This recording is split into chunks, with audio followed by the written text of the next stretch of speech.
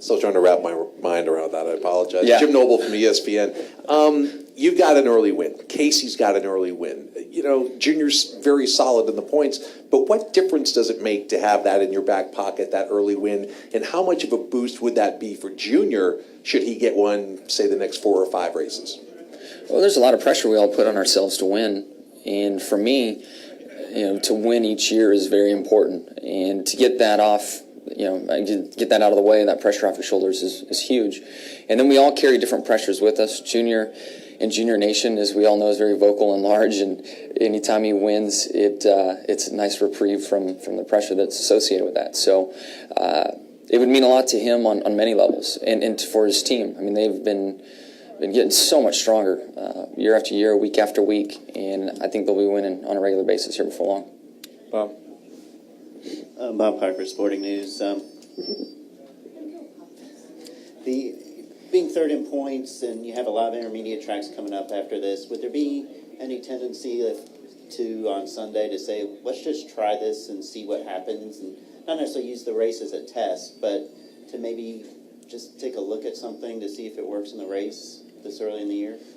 For sure. We're still on that fence right now, and we have things going on with front suspension on the car where we've been racing one way, we're considering another way. We'll change it in and out during practice.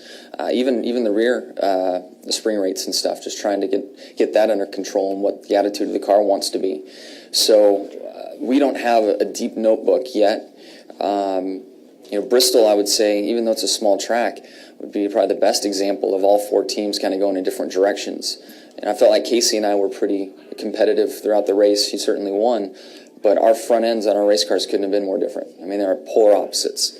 But we both were very fast and competitive all day long. So with this new car, there are still, you know, quite a few things to sort out.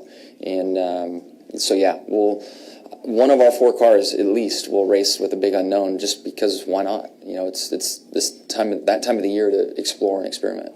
Go to Lewis. Jimmie, Lewis Frank Auto Week. Last week there were a number of tire problems that were due to melted beads. I was wondering, and this may be more for Chad, but is there anything can be done with brake ducting, or you know what? It seemed like there were 3, I believe, tire issues, and you know what do you think can be done? Especially, it's obviously a short track issue. What can be done that won't slow your cars down to you know keep this type of thing from happening? Well, I think there was probably 7, 8, 9. There was quite a few tire issues. And I think there were varying problems that showed up. And I know that the 24s would look more like a traditional bead melting. Although Jeff, and you look at his brake temps and what went on with the car, he wasn't abusing the brakes. Mine, the sidewall blew right out of it, inches above where the bead is. So I did not have a bead problem. But the makeup of that tire, from what I understand, is more like an intermediate tire. And the fibers that are used in the sidewall are nylon fibers versus, I don't know what the other stuff is, maybe it's carbon or something else. But I think, at least internally, and what Chad's been believing and thinking, is that those nylon fibers created their own heat because of the loading and unloading that goes on the track. And over time, they made their own hot spot and created an issue. So, and I guess Bristol is the only short track we run on that runs an intermediate tire, intermediate build.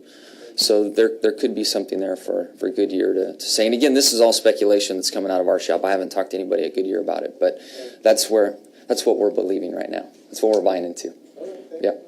All right, we'll finish up with Jesse. Hey, Jesse Canuck, NASCAR Productions. What did you learn from Bristol that you can take to Martinsville in 2 weeks?